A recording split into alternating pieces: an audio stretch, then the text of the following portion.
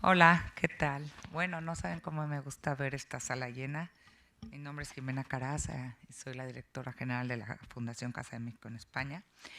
Y hoy pues les damos la más cordial bienvenida a esta conferencia que tanta ilusión nos hace de la exposición de nuestra admirada fotógrafa mexicana Lourdes Grobet, considerada una de las figuras más destacadas de la fotografía mexicana.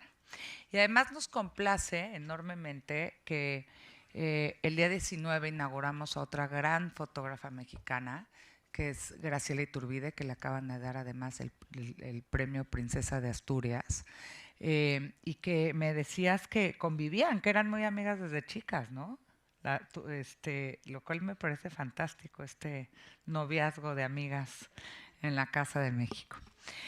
A lo largo de medio siglo, Lourdes Grobet documentó en más de 25,000 imágenes el laboratorio de teatro campesino e indígena, un teatro vivo que impulsó durante la década la dramaturga Alicia Martínez Medrano. Enfocado en la creación colectiva, el proyecto utiliza el arte escénico como herramienta de expresión cultural, identidad y resistencia. La mirada profunda y respetuosa de Grobet revela con fuerza las formas más auténticas del teatro popular autosugestivo, desarrollando fuera de los escenarios convencionales y en estrecho vínculo con la naturaleza. La verdad es que yo creo que no hay una fotógrafa que haya hecho algo así, o sea, que haya dedicado su vida a fotografiar estas artes escénicas populares, ¿no? Es lo que es impresionante. Mexicanas y van a ver la exposición, es una joya esta exposición, ver los vestuarios, eh, ¿no? Las imágenes, las caras, las expresiones, la fuerza que tiene, ¿no? Entre sus principales características se encuentran la valoración de las culturas indígenas, así como la creación colectiva y comunitaria, la experimentación escénica y la transmisión del conocimiento. Es una muestra clara que el arte nace cuando hay imaginación, talento y pasión. Nos acompañan hoy tres destacadas mujeres cuya labor, bueno, tres, no, dos, perdón. Aquí las cuentas no salen, ¿verdad? Pero bueno. No, es que nos van a, exacto, nos van a acompañar tres. Lo que pasa es que no ven a la tercera todavía, pero va a estar con nosotros en este proyecto. Jimena Pérez Grobet, diseñadora, tocaya mía, editorial con una trayectoria internacional centrada en el libro como objeto artístico. Beatriz McKinsey, editora, investigadora y curadora con una amplia experiencia en museos, galerías y medios de comunicación. Y de manera virtual va a estar con nosotros Luis Emilia Aguilar Sincer, crítica e investigadora teatral, especialista en teatro contemporáneo y estudios culturales. Nos honra también contar con Ramón Reverte, que moderará esta conversación. Ramón es editor de la editorial RM y ha sido una figura central en la difusión del fotolibro latinoamericano, incluyendo las obras de Lourdes Grobet. Nos alegra profundamente presentar esta exposición en el marco de la 28ª edición del Festival de Foto España y celebrar con ustedes el legado visual de un artista imprescindible para compartir y poder pues, transmitir la gran diversidad que tiene nuestro país. Yo les pido un aplauso a todos nuestros. Y gracias, muchas gracias por estar aquí. Y tenemos un libro maravilloso que además está en la editorial, aquí en el Fondo de Cultura Económica, por si a alguno de ustedes les interesa, porque es un libro realmente muy especial. Muchas gracias.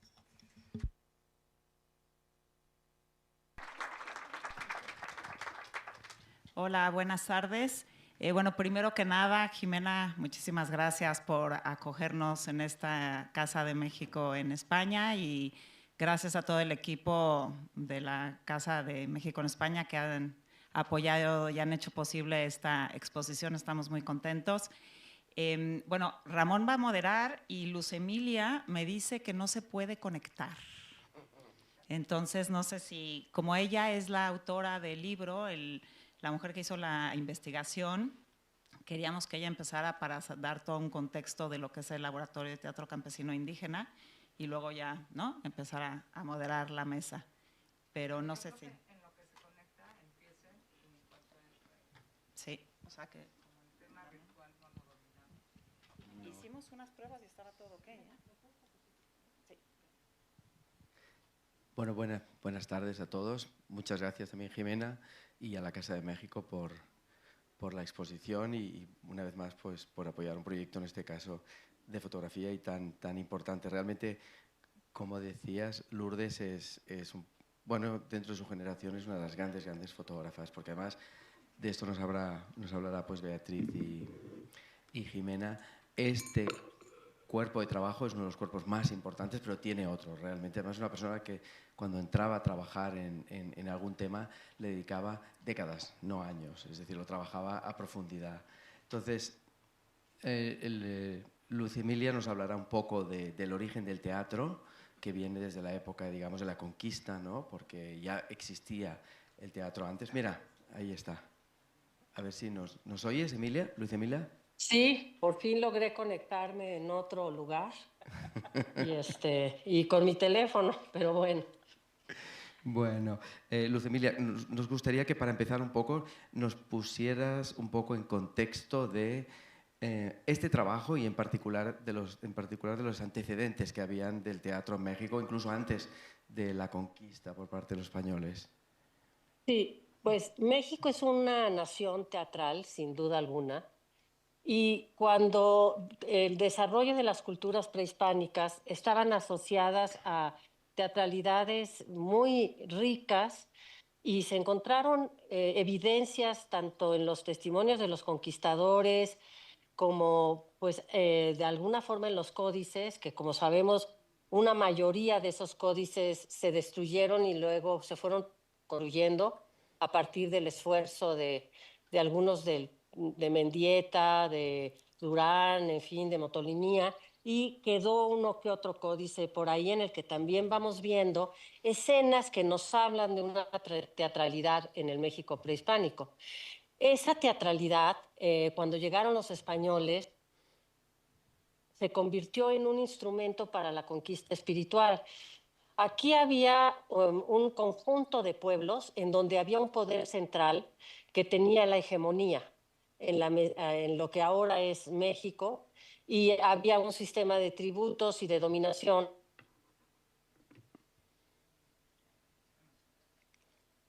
Uy. Lo que se facilita enormemente el proceso de conquista. Y también vamos a tener de parte de quienes vinieron de España actitudes distintas. Algunas, por ejemplo, Diego de la…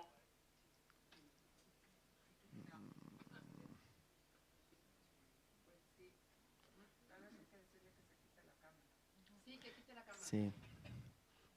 A ver si le puedes… ¿Tú tienes cómo conectarte?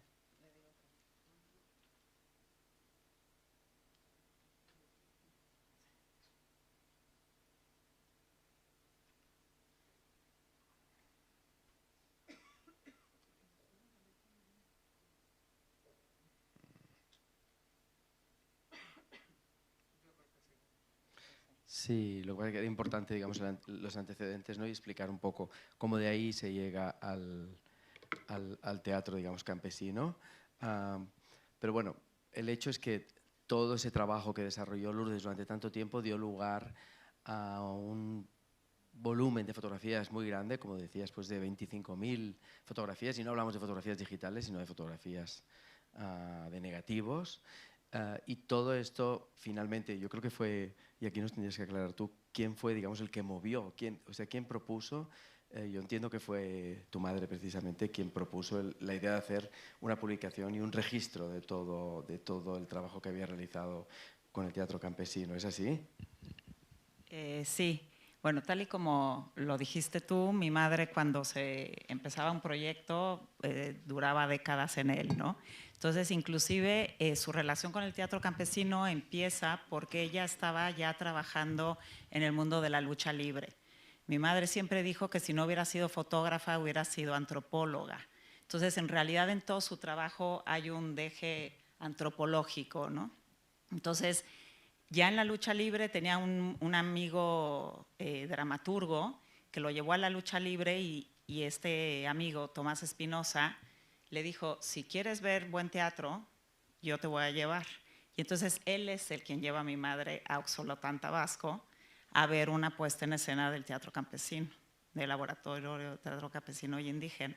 Así es como ella los conoce. Entonces llega a este pueblo en la selva de Tabasco, se fascina con la puesta en escena y decide, bueno, fotografiarlo, involucrarse con el teatro en la manera que ella pudiera, y los acompaña durante 30 años en sus representaciones, ¿no? Sobre todo en la selva de Tabasco, en todas sus representaciones en México, y luego también, mira, aquí está Luz Emilia. Otra vez, está pésimo el internet en esta casa, pero bueno. Entonces, lo que les contaba es que mi país está compuesto por una población mestiza y por una población indígena. Hoy en México hay alrededor de 23 millones de personas que se autodenominan indígenas, que hablan 69 distintas lenguas y que tienen 69 distintas filiaciones con culturas, digamos. Hay 69 culturas prehispánicas que sobreviven en México.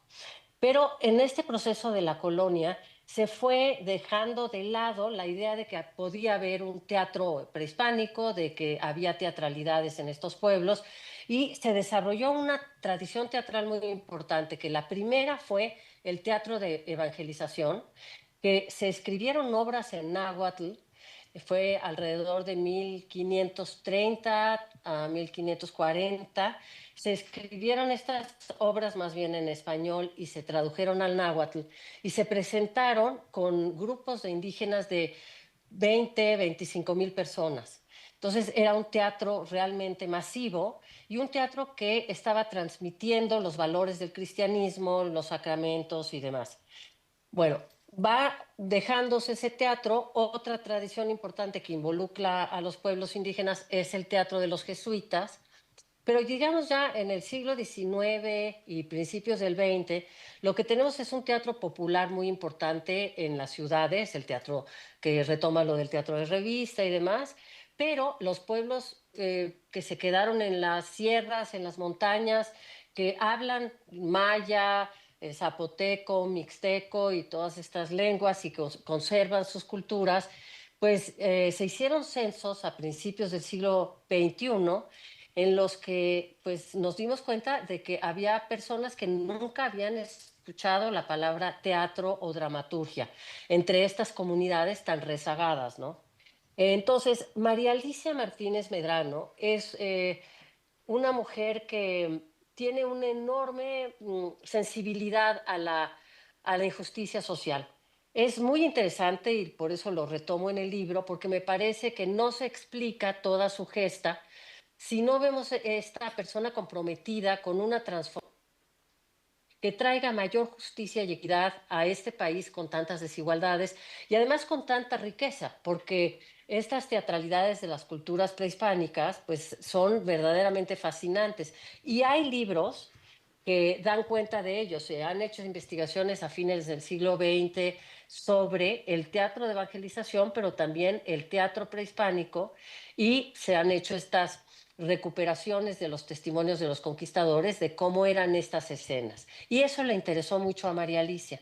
Entonces, ella, hija de un banquero, nace en la Ciudad de México, pasa un largo tiempo en Sonora, en fin, y se involucra con movimientos sociales. Ella participó en el movimiento del 68 y en un momento dado se da cuenta de que el teatro puede ser un vehículo para una revolución sin sangre, que puede ser una forma de transformación. Con un maestro que había estudiado con los rusos, él había tenido algún contacto con las técnicas stanislavskianas y de Meyerhold, que se llamaba Virgilio Mariel. María Alicia viajó con él, fue a la Unión Soviética, ya anduvo en varias partes, ¿no? Y luego, pues regresó a México y a raíz de la persecución que se dio contra los estudiantes en el 68, ella comprendió que se tenía que salir de la Ciudad de México donde vivía y se fue a Yucatán. Y ahí, en 1972, empieza a formar el taller Virgilio Mariel y va trabajando con las comunidades mayas en un principio a través de un proyecto muy importante que se llama, que es el proyecto Cordemex, que había un edificio abandonado cerca de la fábrica, era una fábrica de Nequén, y pues había una serie de drogadictos y alcohólicos y qué sé yo, era como un lugar muy abandonado. Entonces ella empieza ahí a dar clases de ajedrez, se consigue maestros de todo tipo, de música y por supuesto de teatro. Y con ese grupo empieza a desarrollar una metodología. Los alumnos que tiene son de raíces maya, ¿no? Entonces, pues es un proyecto que tiene una enorme repercusión, que se conoce, inclusive los invitan a Brasil a presentar pues, los avances de todo esto. Y ella había estudiado pedagogía y había trabajado en un proyecto de desarrollo de guarderías. Por lo tanto, ella tenía marcos académicos, pedagógicos y desde luego un conocimiento teatral muy importante. Y pues esto viene a lo de la conquista porque el interés de María Alicia no era hacer a través del teatro una transmisión ideológica de una cosmovisión, sino reconocer las raíces y el proceso de occidentalización, digamos, de estas culturas y generar un diálogo sincrético que generara una nueva poética basada en el territorio, que reconociera lo que estas comunidades tenían como una riqueza. Entonces va desarrollando con sociólogos, trabaja con antropólogos, se rodea de una enorme cantidad de asesores, ¿no? No sé, llegó a tener 10, 12 asesores, gente muy cercana a ella, pedagogos, para hacer un trabajo responsable. Todo eso me fui enterando en su archivo. Encontré los documentos que hablaban de todo ese trabajo. Entonces, después de que la invitan a Michoacán, donde están los tarascos y son otras comunidades indígenas, ahí está trabajando un tiempo, vamos viendo que hay una característica. El proceso de trabajo con las comunidades genera una posición contestataria con el poder. O sea, ella buscaba antes que nada una conciencia de la persona, una conciencia de su origen, de su cultura, un orgullo. Lo primero que hacía María Alicia con estos grupos era pedirles que alzaran la cabeza. Quien ha estado en México y ha estado no sé, caminando por la calle en distintas zonas, Oaxaca, aquí y allá, eso se va quitando, pero hubo un tiempo en que era muy evidente que la relación de estos pueblos con otras comunidades es, sobre todo con los blancos y demás, es como bajar la cabeza, ¿no? Entonces hubo un proceso de sometimiento y se autoasimiló. Entonces, María Liz, si lo vemos, esto lo podemos ver muy claramente en los códices, cómo el lenguaje corporal de los pueblos originarios es abierto y hay una enorme libertad del cuerpo. Y después del proceso de conquista, lo que tenemos es cuerpos agachados, cuerpos tapados, en fin, es muy notable si uno pone atención en eso. Que fue claro para María Alicia. Entonces, en su metodología de trabajo, era una transformación de la autopercepción del cuerpo y de la relación del cuerpo con el entorno. Eso lo pueden ver ustedes en las fotografías, ¿verdad? En las fotografías de esta exposición. Y además la asimilación de los elementos que están alrededor. Ella dijo, bueno, pues tenemos obras que podrían haber sido escritas en México, como Las bodas de sangre, ¿no? O como Romeo y Julieta, que los adapta estos textos al contexto de los pueblos con los que trabaja. Pero los vestuarios se hacen con lo que se tiene a la mano y alrededor, ¿no?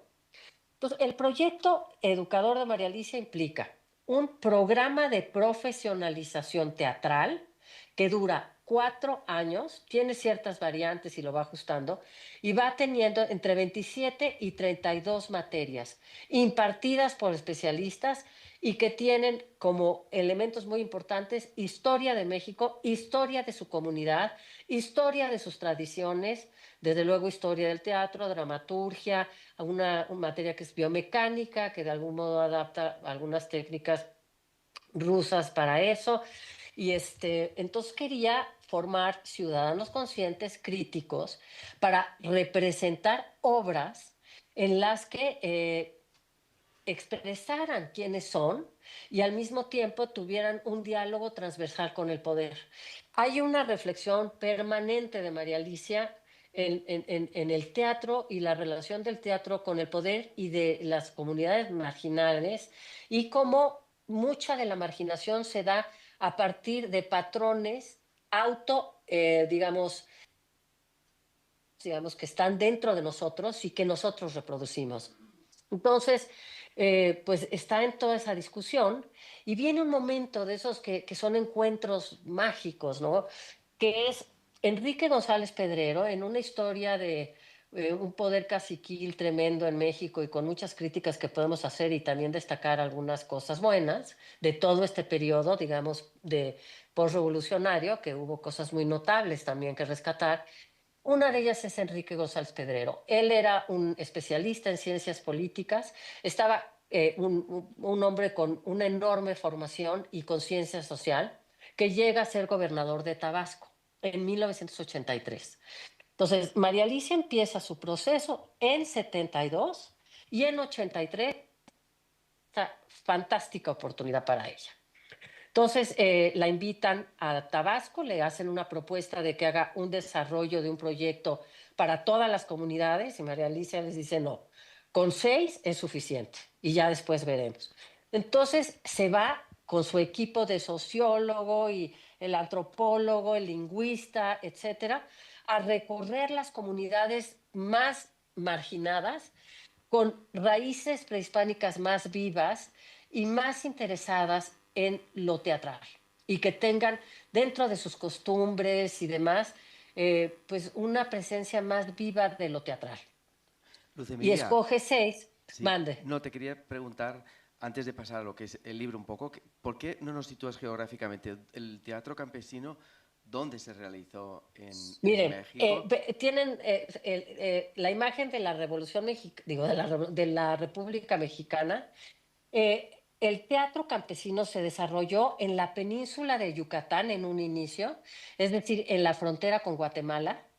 En esta península tenemos el estado de Yucatán, Quintana Roo, y está muy cerca de Tabasco también. Aquí tenemos las culturas mayas y con las culturas mayas tienen también una presencia en Tabasco, y las culturas zapotecas. Entonces, es como en el sureste, en una zona selvática, la zona menos desarrollada y menos industrializada que hay en México. En un momento dado trabaja también en Michoacán, que es un poquitito más arriba, la frontera con Jalisco, más hacia el centro, ahí había culturas tarascas, y en un momento dado también va a Sinaloa, donde ahorita tenemos todo este conflicto de la violencia y el crimen organizado, pero ahí hay pueblos mayas, digo, pueblos yaquis y mayos, y está la danza del venado. Entonces, las culturas prehispánicas que conservan sus tradiciones y demás, tienen cosmovisiones, universos y costumbres que difieren del norte de la República, digamos, de todo lo que viene siendo la Sierra Tarahumara y los rarámuris, con los que no tuvo que ver, lo que son los yaquis y los mayos en Sinaloa, y luego básicamente en lo que es el sureste. Oye, El sureste... perdón, y más o menos, para hacernos una idea, ¿de qué universo estamos hablando? ¿Cuántas representaciones se hicieron? ¿Hay algo de numerabilia como para entender un poco Sí, el bueno, fenómeno? Porque fue muy se hicieron... extenso. Sí, mira, la experiencia de todo esto, que sí es importante ver que no era para producir obras nada más, sino que era un proceso formativo y pedagógico para generar llenar el vacío de la educación en México. Entonces, era todo un programa académico que derivaba en puestas en escena. Entonces, hicieron, pues yo creo que de representaciones habrán hecho más de 100, 150. Hicieron obras de escritores autóctonos de ahí, como una que se escribió en el taller que se llama La tragedia del jaguar, basada en una leyenda, pero hicieron la obra de Bodas de Sangre, el Evangelio según San Mateo, hicieron de Mayos y Venados, que está basada en Romeo y Julieta, y obras de Elena Garro, obras de Tomás Espinosa, obras de Emilio Carballido, porque tenían que hacer obras para recibirse, es decir, para graduarse. Los alumnos que llegaron a ser alrededor de 1.500 alumnos que se graduaron, fue un proceso muy atropellado porque hubo una interrupción del proyecto y entonces eso impidió que se concluyera pues todo el programa académico, pero implicaba hacer una puesta en escena. Entonces, si cada alumno se tenía que graduar con una puesta en escena en donde le iban a calificar su conocimiento adquirido en vestuario, iluminación, movimiento escénico, dirección, qué sé yo, todas las materias que se estaban impartiendo, pues sí fue un trabajo muy intensivo. Trabajaban de las 8 de la mañana, a veces hasta la noche. Luz Entonces, Emilia, perdón, sí. nada más una cosa. Esto que dices tú de las puestas en escena, nada más quiero hacer como un vínculo con la puesta en escena de la exposición, ¿no? Porque justamente lo que intentamos Beatriz y yo en esta exposición es justo estos grupos de los que hablas, de toda esta metodología de María Alicia que era tan importante, como la exposición juntamos, son 73 fotografías las que están en la exposición y las juntamos en grupos justamente, ¿no? Porque esto es un trabajo comunitario, porque una obra de teatro siempre lleva mucha gente. Entonces empiezas con los espacios escénicos mismos que tú has comentado, ¿no?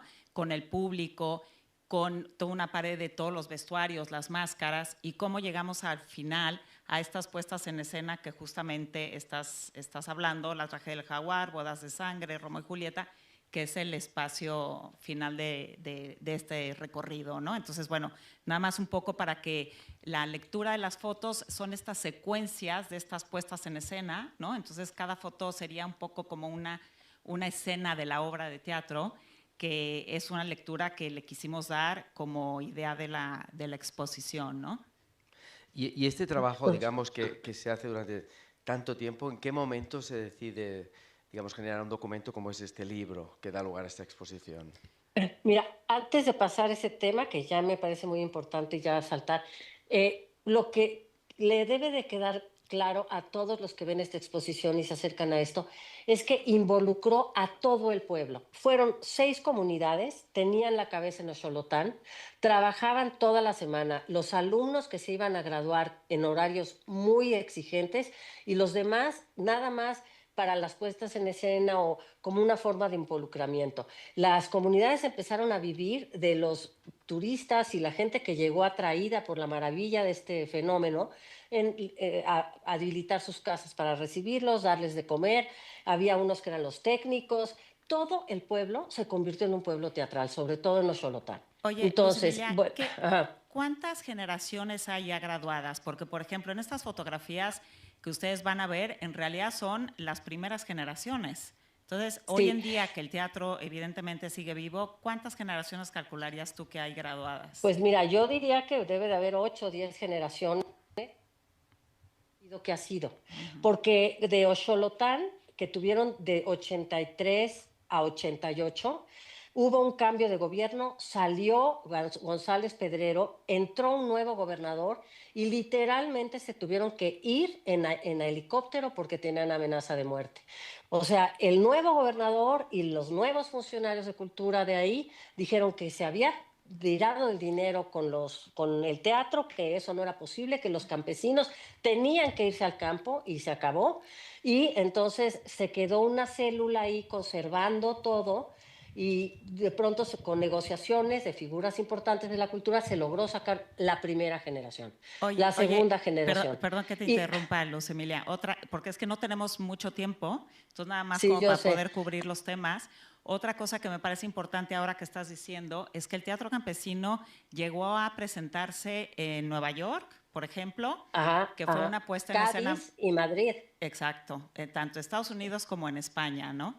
Entonces, cuando fueron a Estados Unidos al Festival de Teatro en Nueva York, presentaron Bodas de Sangre en los Catskills, que es el campo cercano del estado de Nueva York, Y curiosamente fue en el 86, que era el 50 aniversario, ¿no?, del asesinato de García Lorca. Entonces contaba mi madre que en esa puesta en escena fue muy impresionante, porque en el momento en que sale la muerte en la escena hay un viento brutal, vuela un sombrero de uno de los campesinos, se pone en el eje de la escena, ¿no? Y bueno, fue como una cosa que decía todo el mundo que Lorca se había aparecido por ahí, ¿no? Y bueno, es una anécdota que me parece como muy potente. Y curiosamente también es muy lindo saber que hoy sería el cumpleaños de García Lorca. Entonces, bueno, pues es otra linda Que eso me coincidencia. emociona. Sí, Qué linda coincidencia, coincidencia ¿verdad? con la inauguración Sí. de esta exposición, ¿no? Y que no se nos pase decir que el Laboratorio de Teatro Campesino sigue vivo. Se presentó Bodas de Sangre el 17 de mayo. Fui con tu hermana Alejandra a verlo. Había 173 actores. Y luego también dieron una función de una obra que se llama Felipe Carrillo Puerto en Choquén. Son dos grupos distintos, uno en Tabasco y uno ahí en Yucatán, Choquén, cerca de Valladolid, más hacia Cancún, y trabajan con las comunidades indígenas. Lo de Yucatán fue en maya y en español, ¿no? Entonces, bueno, el libro, imagínense toda esta experiencia, una cosa maravillosa, etcétera. Hay mucha cobertura mediática durante el periodo de 83 a 88, pero sigue trabajando María Alicia intensamente, aún en la sombra, ¿no? Precariamente, con una pasión, ponen de su bolsa para que esto sea posible, ¿no? Entonces, Lourdes me busca y me dice, tengo de 35,000 a 40,000 negativos del Laboratorio de Teatro Campesino y quiero hacer un libro y quiero que alguien escriba el texto. Entonces, pues yo dije, pues debe haber un especialista justamente en teatro comunitario, qué sé yo. Me doy cuenta que no hay un especialista en teatro comunitario que quiera hacer esto. Yo estaba escribiendo intensamente crítica teatral, pero centrada en el teatro en la universidad, en otras vertientes. Pero me acerco a ver esto, yo tenía noticia, por supuesto, de que existía, y me quedé completamente fascinada y comprendí que era un proyecto único. No conozco en el mundo un proyecto con estas dimensiones, con estas características y en estos territorios, ¿verdad? Y con este tesón y además al conocer a las personas involucradas, personas de una integridad realmente sorprendentes. Entonces le dije, pues yo escribo el texto, Lourdes, y vamos en 2013 a ver a María Alicia. María Alicia no era una persona fácil, una mujer de una enorme integridad que era un ejemplo ella, pero era muy especial, no se dejaba, tenía una relación extraña con el poder y si no le caías bien, ni modo. Digamos, era una persona inmensamente dulce, aunque muy, digamos, muy firme con todo el grupo para que pudiera funcionar, porque pensemos que ella trabajaba en ese periodo, llegó a trabajar y a involucrar a más de 20,000 campesinos indígenas. Eran de hasta 300 actores en escena, más los públicos, que eran públicos de la propia región.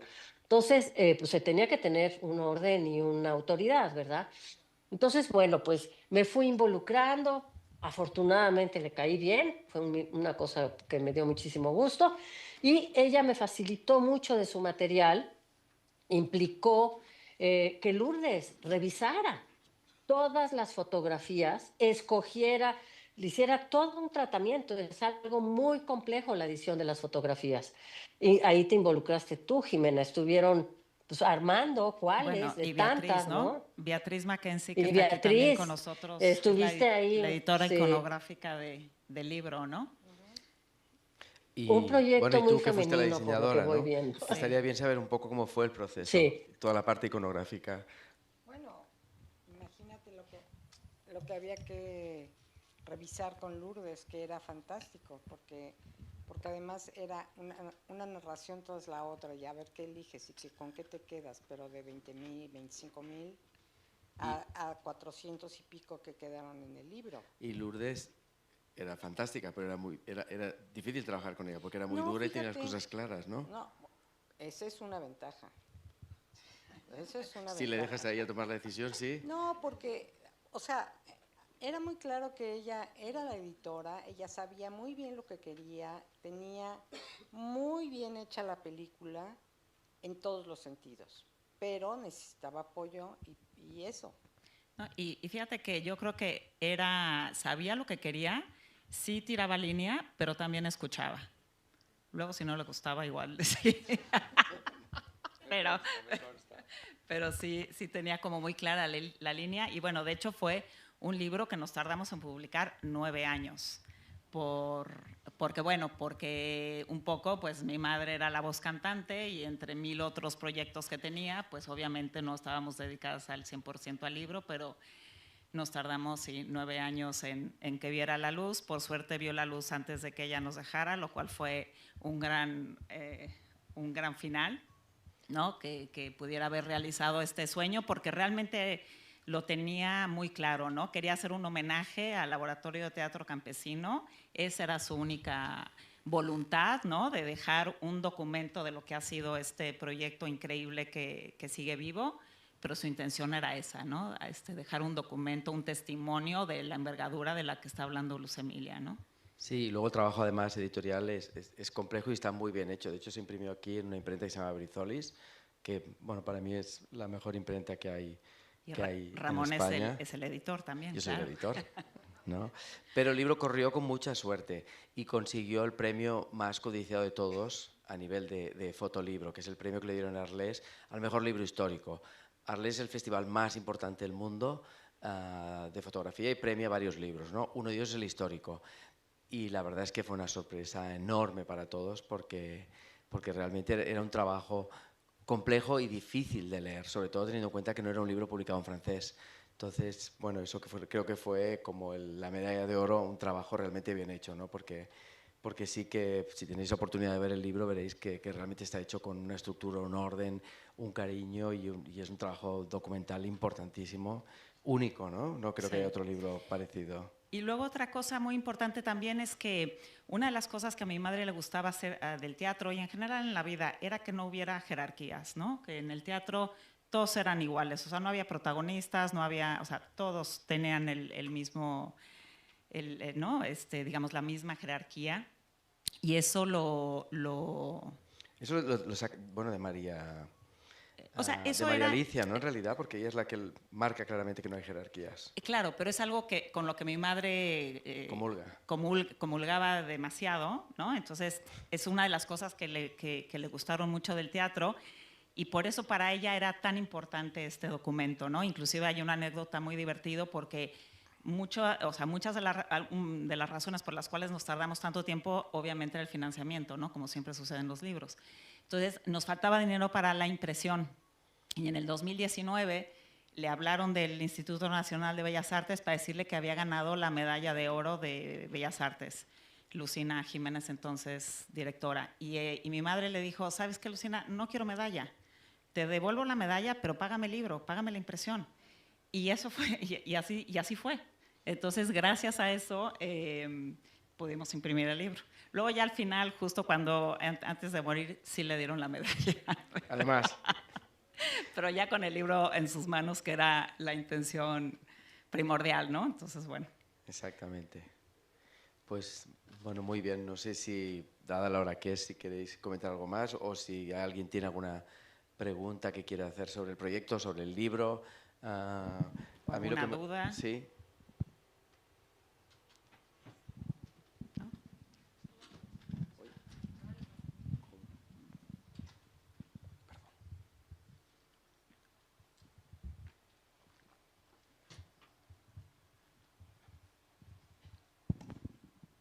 Hola, buenas tardes.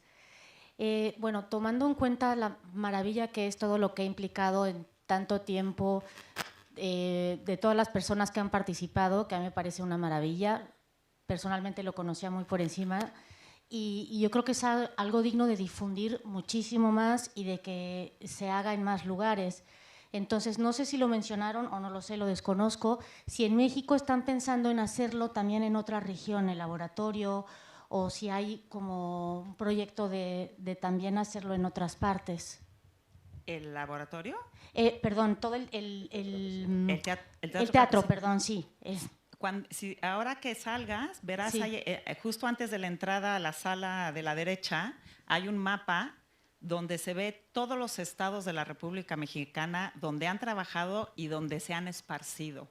O sea, así como Luz Emilia dijo que empezó en Yucatán y se consagró en Tabasco, pero ya hay muchas comunidades en muchos estados del país donde están trabajando.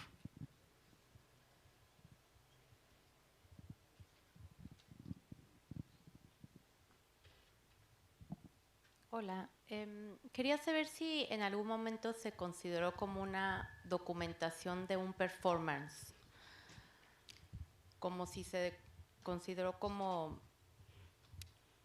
muchos de los artistas performance hoy en día sabemos que hicieron en su momento por la documentación fotográfica. Quería saber si se consideraba algo parecido y si saben ustedes si los actores recreaban escenas específicamente para ella, como para la fotografía, No. como fin. No. De hecho, era un problema porque mi mamá mi mamá era como una espectadora que tomaba fotos como de testimonio, pero nunca, no hay nada intencional en el sentido que tú preguntas, ¿no? De si hacían algo para que ella tomara la foto. No. De hecho, muchas veces tenía muchos conflictos con María Alicia, porque así como dijo Luz Emilia, María Alicia era dura, mi madre también. Pero entonces mi madre se metía a la escena y a donde tuviera que ir a tomar la foto, se metía. Y María Alicia se ponía unas enojadas, ahí se agarraban. Pero porque mi madre iba a buscar la imagen y le daba igual. Entonces, en ese sentido, todo era pues espontáneo de alguna manera, ¿no? Por lo tanto, lo de la performance, pues no creo que sea un término para nada, digamos, que entre en este contexto. Definitivamente con el material de mi madre, no. Con el teatro, creo que tampoco. Pero no sé si respondo a tu pregunta.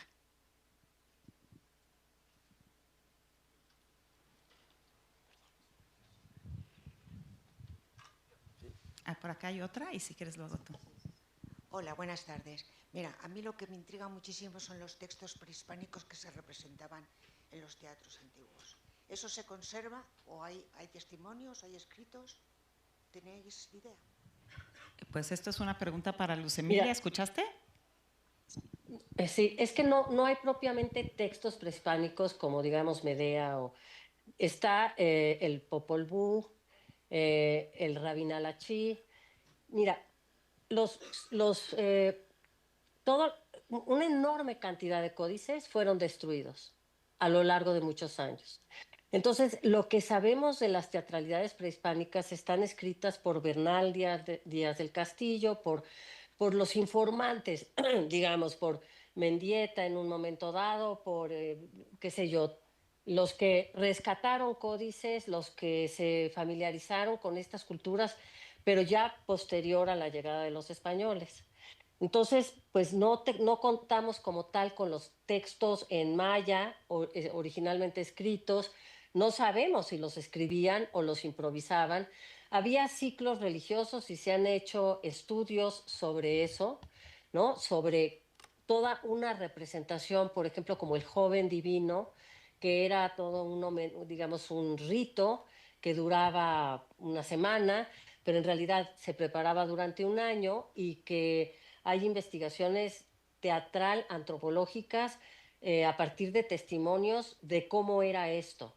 Y pues también podemos ver ya más adelante investigadores y antropólogos que han estado identificando las danzas, algunos, digamos, sketches, podríamos usar esa palabra como porque hasta los llegaron a transcribir. Yo no recuerdo dónde está, si con Bernal Díaz del Castillo, que describe escenas que ponían que eran escenas de sátira, ¿no? Había una sátira al viejo enfermo, a los distintos tipos, pero no tenemos esos textos. Lo que sí podríamos, sí está documentado, es los textos que escribieron los franciscanos y que se tradujeron al náhuatl y que se pusieron después de la conquista de México o en el proceso, ¿no?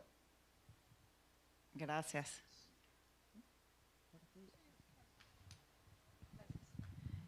Yo quería saber un poco sobre el proceso de cómo seleccionaron la muestra fotográfica que vamos a ver. O sea, eran 25, o ella tomó 25,000 fotos, ¿no? A lo largo de la documentación de todo del teatro. Pero ¿cómo es el proceso de seleccionar solamente 75 fotografías? ¿Cuáles fueron los, no sé, los principios que siguieron o qué querían contar exactamente? Además de o sea, de enseñarnos desde el inicio, ¿no? Hasta una puesta en escena. Gracias. La razón de que tuvo que ver primero con el espacio. O sea, teníamos un espacio determinado y el punto de partida fue el libro, porque el libro tenía mucho material decantado con la misma Lourdes.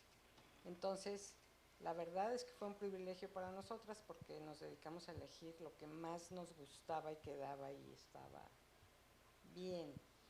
Aunque de todos modos se hicieron los grupos, que ya los verás ahora, por obras de teatro o por las distintas disciplinas de las que hablaba Luz Emilia, que son parte del trabajo de educación básica de la gente que colabora en el teatro. Quisimos poner al fondo, ¿no? Un poco esto como escenario, las puestas en escena más representativas y todo lo otro un poco más como introductorio, que es como está en el libro. Y otra cosa a tener en cuenta es que Lourdes esto lo hacía porque le gustaba, porque tenía ese espíritu antropológico, pero era principalmente fotógrafa. Si os fijáis, veréis que fotografía en color, en blanco y negro, con infrarrojo, es decir, no paraba de investigar a la vez que hacía todo ese trabajo, es decir, que veía ahí la dualidad del interés por el tema y su labor como fotógrafa que bueno, pues le hacía probar con muchas técnicas y ver resultados diferentes, porque muchas veces las horas eran por la noche, entiendo también, entonces necesitaba de repente, ¿no? Exacto, para poder conseguir un poco el efecto que ella quería. Exacto. Y verán en este sentido la puesta en escena de Bodas de Sangre, verán que la imagen está como con un grano muy abierto y es porque es esto, lo tomó con la película infrarroja porque es una película hipersensible. Entonces lo que ella quería captar era la energía, ¿no? del ambiente y lo van a ver claro, clarísimo, ¿no? Es algo que permitía el infrarrojo. Sí, y un poco para cerrar, llega el Teatro Campesino a España y presentan Bodas de Sangre, entiendo, ¿no? Exactamente. Y en ese momento, digamos, después de la dictadura, teniendo en cuenta que Lorca pues, era un personaje que no era bien visto durante la dictadura y todo, parece que el éxito que tiene aquí es grande, o por lo menos lo que se desprende de lo que explicas, ¿no, Luz Emilia? No sé, tú, si nos puedes ampliar un poco más. Fíjate que nos contaban, y creo que está escrito en el libro, yo estoy segura que lo dejé escrito, cuando llegó a España, fíjate, lo que pasó en Nueva York, también relacionado con García Lorca, además de esto que cuenta Jimena, que es impresionante, de pronto alguien dice, y esta obra de García Lorca que murió en tal año, y agarra a María Alicia el micrófono y dice, no murió, lo mataron, ¿no? Y un silencio en el teatro. Pero cuando fue a España y que fueron a Cádiz, todavía había algunas personas que trataron de sabotear la puesta en escena en Cádiz, porque pues García Lorca estuvo prohibido, ¿no? Entonces había un espíritu de enorme necesidad de recuperar a García Lorca y sí fue un éxito. Además, el público, como cuentan los que estuvieron en la función, el público se puso de pie llorando. Había algo muy conmovedor en todo eso. Y otra anécdota de esa visita es que había una cuarentena de caballos, porque como ustedes pueden ver en las fotografías, involucra a muchos caballos la puesta en escena. No podían traer los caballos de México, entonces buscaron una cuadrilla de caballos y tuvieron que usar los caballos de ahí y los que cuidaban y los prestaron estaban muy impresionados con el excelente trato que se les... O sea, no era fácil viajar con un elenco entre 250 y 300 personas, con caballos y con toda esta, digamos, todo este vestuario y demás, pero generaba una impresión enorme.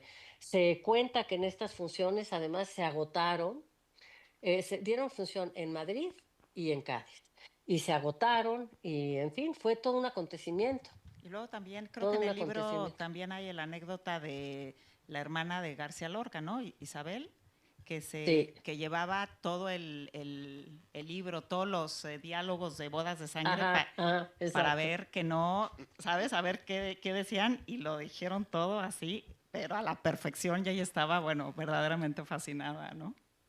Que parece que en un momento, lo que recuerdo es que cerró el libro, o sea, y de repente estaba totalmente conmovida y dijo, realmente estoy completamente conmovida con lo que acabo de ver. Creo que mi hermano hubiera estado más que fascinado. Es lo más auténtico que se pudo haber hecho con su obra, ¿no? Sí, y luego bueno, también para cerrar, la sobrina García Lorca, Laura, que hoy no nos pudo acompañar porque tenía un evento en Granada, pero ella también tuvo el honor de ver esta representación aquí en los 90, y ella dice que, dicho por ella, que realmente es la mejor, que es la representación de bodas de sangre más impresionante que ha visto, ¿no? Con lo cual, pues eso es muy bonito, ¿no? Que alguien como ella pueda decir eso. Bueno, me parece que es Estaría ¿Perdón? que leyeran el libro, que estaría padrísimo que leyeran el libro, se van a enterar de muchas cosas. Sí.